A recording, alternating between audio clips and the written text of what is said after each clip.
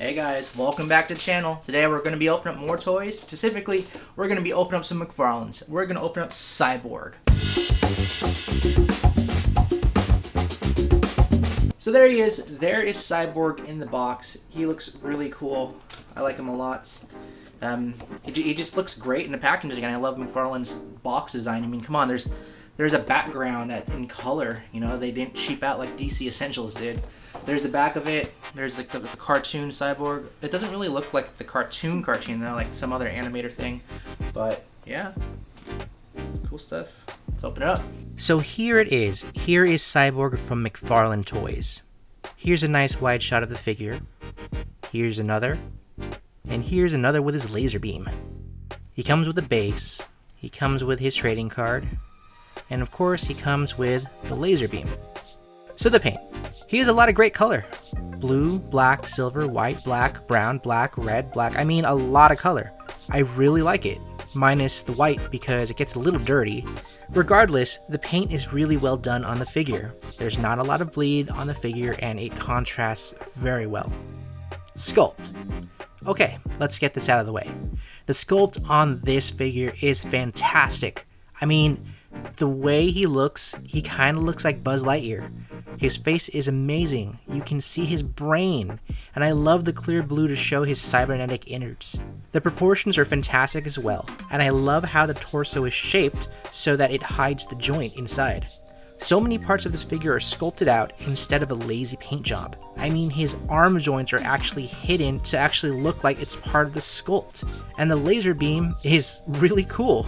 And it's insane how this cost $20 for a figure this good on the paint and sculpt alone. Articulation. It's the usual McFarlane range. Double jointed knees, but arms are single jointed.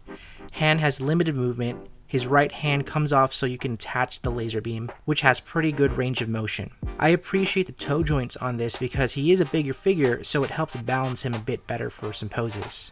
His torso is also very surprising to me.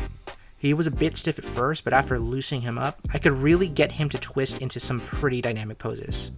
I wish thigh swivel would be incorporated though. That's been a problem that's been around for the entire duration of the DC McFarlane line.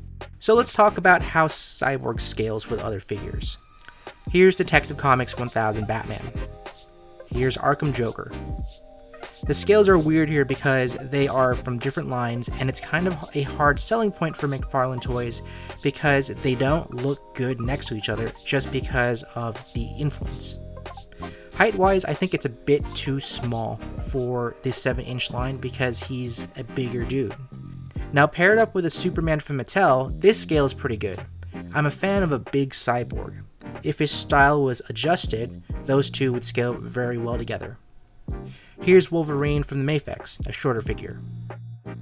Now what Cyborg does look good with, and this may just be because of how good the figure is Clayface. Clayface from Mattel, this collect and connect figure, looks pretty damn good with any figure scale, to be honest. And this setup makes for very great scenes. And here's a bonus, Lobo from Mattel.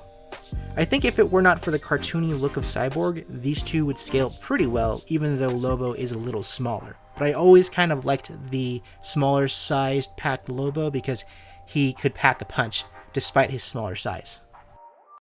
So final verdict. If you see him on the shelf, get him! I'm not a big fan of the Bruce Timm figures from McFarlane, and I decided not to order the Cyborg, but once I saw him at Target, I thought he was really good. Plus, it's COVID times, and any trip to the store to see something not in my collection is almost a near instant purchase, funds pending, of course. After opening up and playing with him, this is a great figure for adult collectors, but also to play with as well. I know if I were a kid, this toy would definitely be one of my faves. The paint is nice and contrasty, the sculpt is A+ work, and the articulation isn't that bad. The torso is very fluid. Great job, McFarlane Toys.